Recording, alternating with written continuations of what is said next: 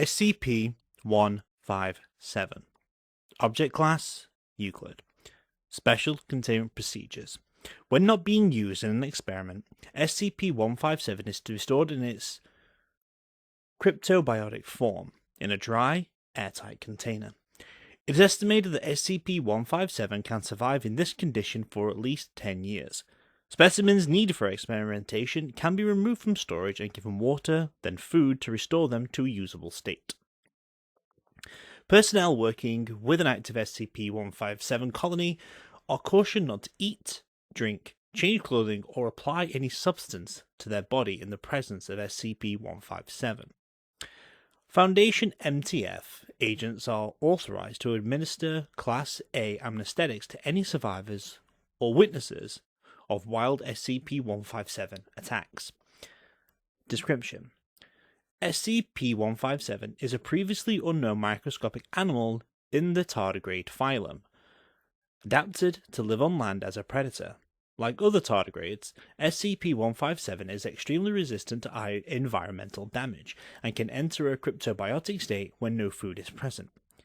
SCP-157 normally exists as an amorphous mass composed of millions of individual organisms.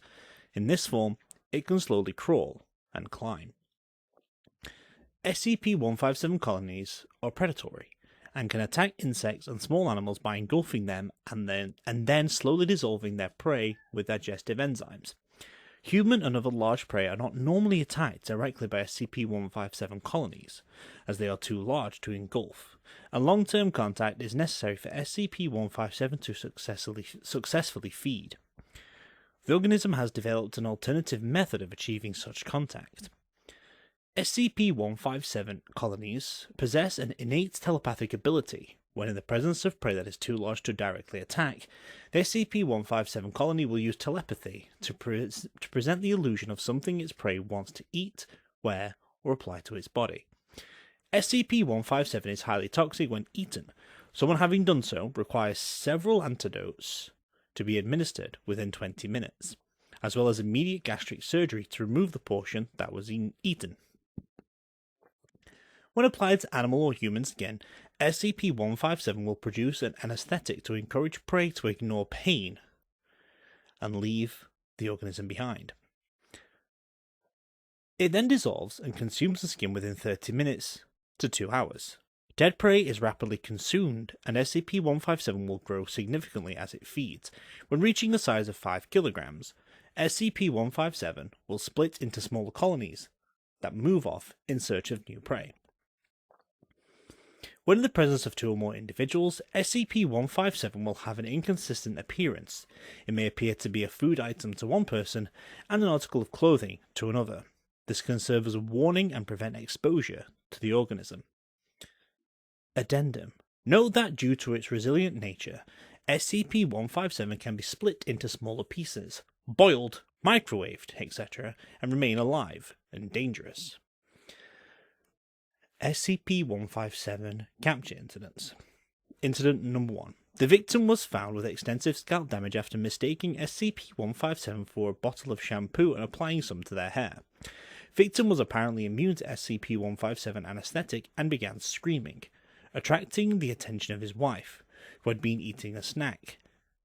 Quote, "It was the weirdest thing I've ever seen. He had a pastrami sandwich in his head, and it was eating him." Victim treated for chemical burns. SCP-157 captured alive. Victim and wife given Class A anesthetics and released. Incident Number 2. Victim was found partially consumed by SCP-157 in his home office, after apparently believing SCP-157 was a pair of socks and wearing them. Victim bled to death after feet and lower legs were mostly dissolved.